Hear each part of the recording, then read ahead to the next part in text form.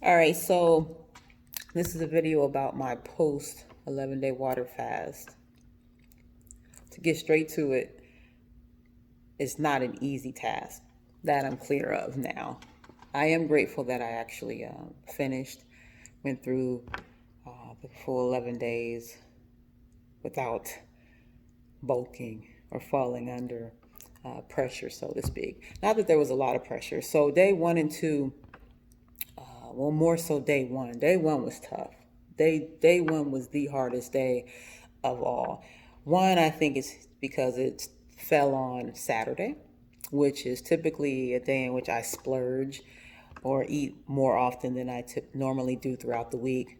My nutrition throughout the week is pretty clean and raw. Yet on Saturday, I eat, little snacks and different things like that, or granolas and things that I don't eat throughout the week. So my mind and my body was already prepared for that particular type of splurging, right? So when the time came around, there's a hormone called ghrelin that kicks in. Every time you eat, we condition this hormone to kick in. So if you eat throughout the day, this hormone is constantly kicking in saying, yeah, it's time to eat. That's why you continuously eat throughout the day, because that's what's going on. Your body is responding to what you do. So Saturday was tough. During around 1:32 is typically when I eat, because I do intermittent fasting randomly, periodically, sporadically, and I do like in 16, 18, 8 or 6 ratio. So I only have like an 8-hour window or a 6-hour window where I eat. So eating at 2 or 3 or 4 o'clock in the afternoon is fine for me, which kind of helped get me through this fast a lot smoother and easier. Back to the story. That hormone kicked in, and I was like, I almost broke down, like, oh my gosh, how am I going to do this? It was a mind thing. My mind was popping off. This isn't going to work. We're not going to do this. This is too long, blah, blah, blah, blah, blah. This is hard. As soon as that hormone kicked in. So I had to really sit with that. And then, of course, knowing the body and what was actually going on, I paused. Pausing is important, especially if you're doing something that is completely out of your norm or comfort zone. So I did pause and really sat with the feeling. I knew that the feeling would pass, and it did. It didn't last long. Yet there was still the remnants of my mind and thoughts circling around. I still have 11 more days to do this. And then being in the presence of food all weekend with my family kicked in as well. At any rate, I did some rituals and things that I do to help calm my system, which is basically all it is hormones telling your system it's time to eat. So you have to get in front of that, which is what I did. I took a bath. I love baths. Yet this day it was a 2-hour plus bath. I was just in there, like, keep reheating the water, which really helped calm my system. I did some meditation, some really deep meditations, really helped. Got out. I didn't do anything else. I was just on the couch the rest of the evening. And I watched TV, actually. I know I said that I wasn't going to, but that day I watched TV more than I ever have in like a time frame. It was probably from like 5:30 to 10. Granted, I did take breaks in there. I did, play family games, help my wife cook, gave my daughter a bath, little things like that, and engage that way. But I wasn't doing anything else. I had to mentally really settle myself down. So it helped. Got through day 1. Day 2 was fine. Like I said, I'm used to not eating in the mornings anyway. So I was like, cool, I got this. I felt great. I wasn't like tired or lethargic or anything, or fatigued, or felt, low energy. My energy was actually increasing. So day 2 was nice. It was Sunday. I did what I typically do. I was proactive this time. So as soon as I got up, I had a plan. I was like, let me figure out what I'm going to do like every hour or whatever. So I did 25 push-ups every hour for 12 hours straight. I think I started at like 9, and I finished through. I did some coloring that day. I did yoga that day. I did some meditation that day. A lot of just resting mentally and, tapping in. I did that. So day 2 was pretty smooth. I wasn't in the space where I was like, oh gosh, I have to eat, or panicking about that. It was really, it was a lot more calm day 2, which was great. And I knew going into day 3, I'd be fine, because Monday through Friday is my, clean. I'm strict about things. And I was. I don't really have much to say about Monday through Friday. My energy level was through the roof. That is the biggest thing that I can remember. I was in awe of how much energy I had. I had to actually contain myself through my trainings and through my workouts because I felt like I could do anything. My energy was so heightened. And there was a part of me where it was like, what is this? Am I going to fall out because I haven't eaten? But that's just conditioning. That's just what I've been taught, that I need to eat to fuel, to get through workouts, to do this, to do that. And I didn't. The amount of energy I had was like none other. And I'm typically high energy anyway, based on the food and nutrition that I give my body. But there is no comparison to the energy that I had. And what also fascinated me was that I didn't get to sleep Sunday night. I probably slept 2 hours. That's another part of the energy. Definitely when you don't eat, your body is now focused on you. You're healing and replenishing and giving you the energy that you need to do whatever it is that you're doing. So if you're up, you're going to be up. When you eat and you constantly eat, that's what your body is focused on. Your system is focused on digestion. So you're not necessarily receiving all of the energy that you need to focus on whatever task that you're doing because your body's internally working to digest your food. It was amazing. It was amazing to be so connected to whatever it was that I was doing. There were no distractions. My senses were heightened. Sight, gosh. I could go on about this heightened senses, but until you actually experience it, you're not going to know what I mean.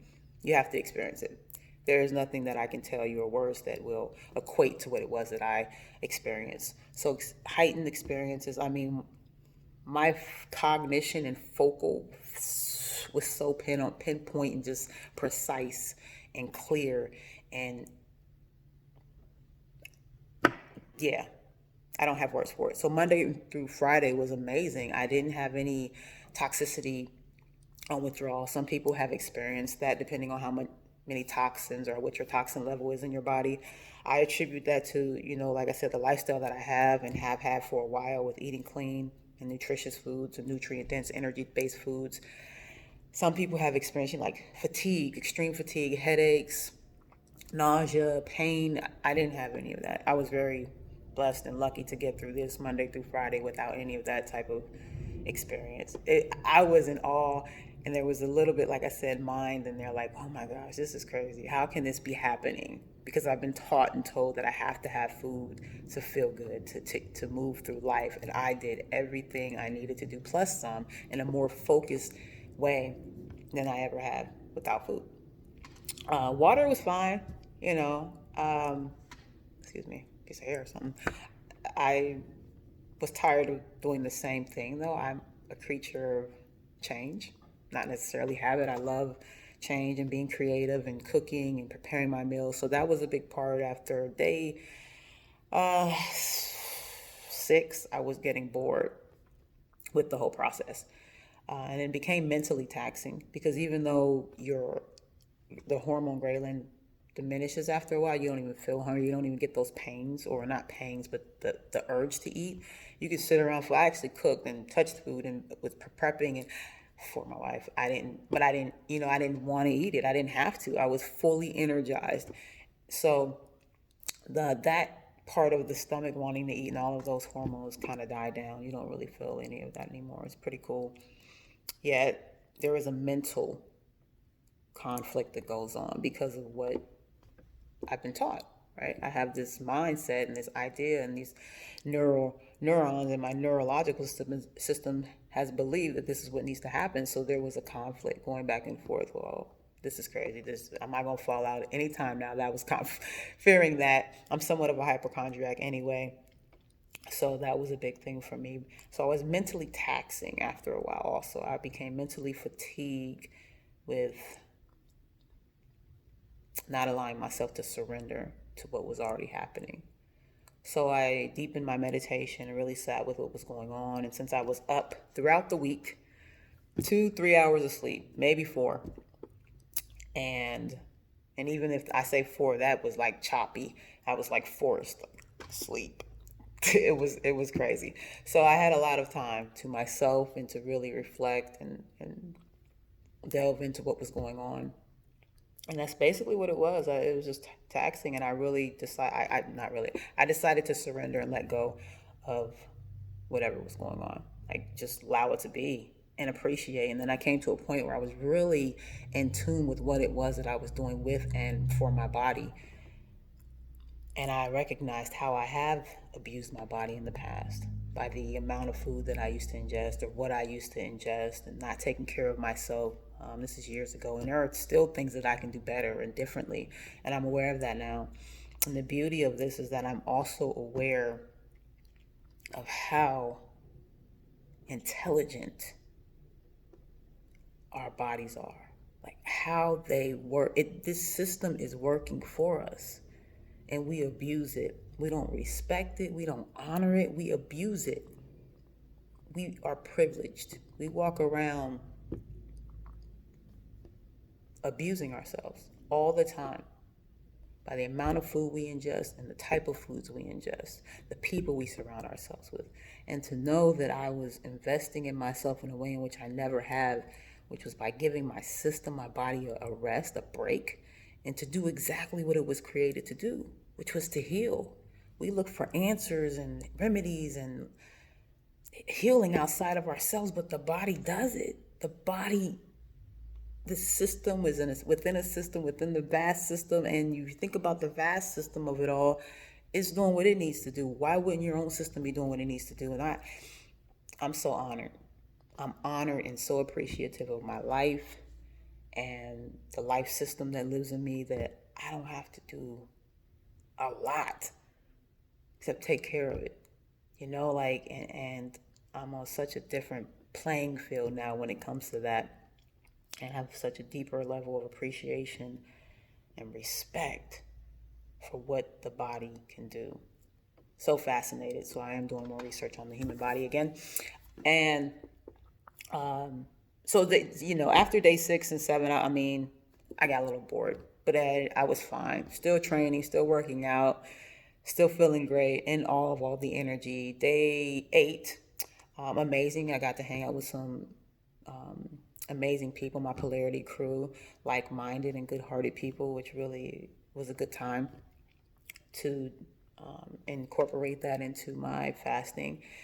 And then Mother Nature hit. My menstrual cycle started on the 8th, which I knew it was timely. I was just telling myself when I first decided to do this, oh, maybe she'll wait. Didn't, which is fine. My menstrual cycle was very short and light.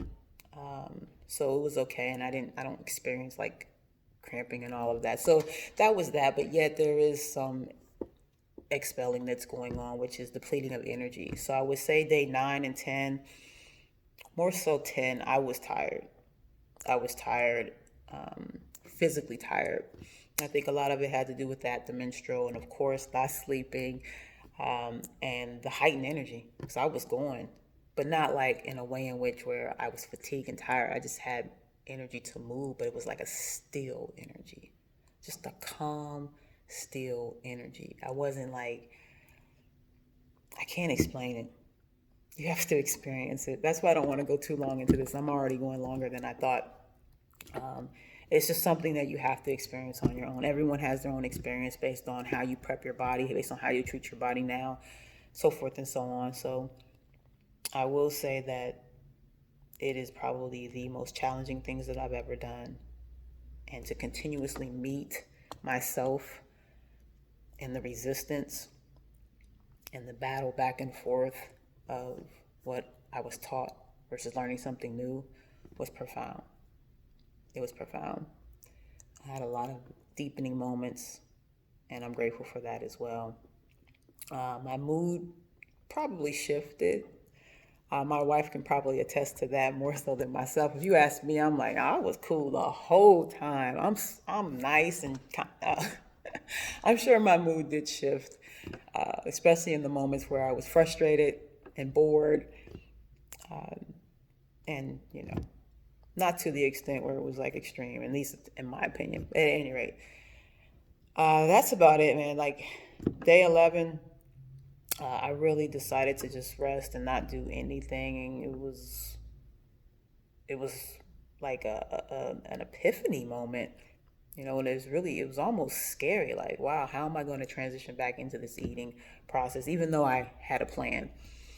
So to get to the plan, what I ate was diced up. I cut a date in really small, fine pieces, and I had raw strawberries and raw mango cut up, and that's what I ate. I didn't even eat a quarter of the date. Super sweet. The reason I chose dates is because they are full of minerals and nutrients that our body needs to help replenish, and they help regulate blood sugar. So that was the first thing that I put in my mouth because I didn't want my blood sugar or insulin to spike and then crash. So it really helped regulate that, especially after eating the strawberries and the mangoes. The flavors were amazing. Strawberries, you have to experience it. Like there was a moment where I felt like my palate was just basically sterile. I had no taste buds whatsoever. Even if I looked at food or smelled it, I was like, what does that mean to me? Really, it was just blank, a clean slate. I felt like my voice had changed at some point also.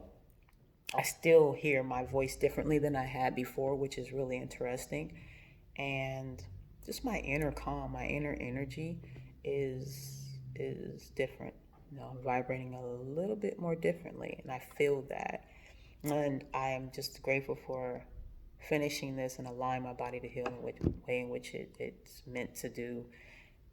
Um, but that's it. Didn't eat a lot of strawberries, maybe one strawberry because I sliced them up. Mango, a few slices of that, and then I had orange pineapple juice that I juiced and mixed with coconut water. I didn't drink anything other than water throughout my fast. I didn't ingest coconut water like I said I was going to. I opted out of that. I thought I would need it with my workouts and electrolytes, and my sister's RN, and she's like, "You probably need electrolytes." I'm like, "Nah, I'm cool." I didn't. Again, I felt great. So there's that. I'm still getting acclimated back into eating. It's a very slow process. I'm trying to nibble on different things, more so fruit and vegetables, which is what I eat anyway, but just taking it very slow. I still don't eat until the afternoon. I'm just not hungry. So I have to kind of force myself to put something in my body. Um, and it just feels good to be in control of, and have the agency around that and choosing, you know, life and life giving things versus routine versus habit versus emotion. Like being in the forefront and having life and being the forefront of my choices feels amazing. And having the opportunity to actually embody what that feels like and to know the difference now. Because I can talk about it all day. Oh, you don't need food. Or I can read about it all day. You don't need food. Yes, you do. You don't. I've experienced both. I've experienced eating and I've experienced not. And now I have control over my choice. Now I have agency and can rest with whatever decision that I choose because I know what the outcome will be. If you're thinking about doing it, the biggest thing that I would recommend is to prep your body. You know, there are people who can just jump right in and do that. I can't imagine what that would feel like without having the nutrients that your body needs to fuel itself. Basically, it's feeding off of fat. Weight loss, I lost weight. I probably went down a pant size or two. Torso and my face is really usually where I lose weight the most and first. And yeah, I lost weight. Not that that was my intent, my torso, but I actually noticed weight loss in my lower extremities, like my legs, which is usually where I store a lot more of my fat. So, but that I lost weight a significant amount. So that's that. I feel great though. I feel great. And like I said, back to if you're wanting to try this, try to take care of your bodies beforehand.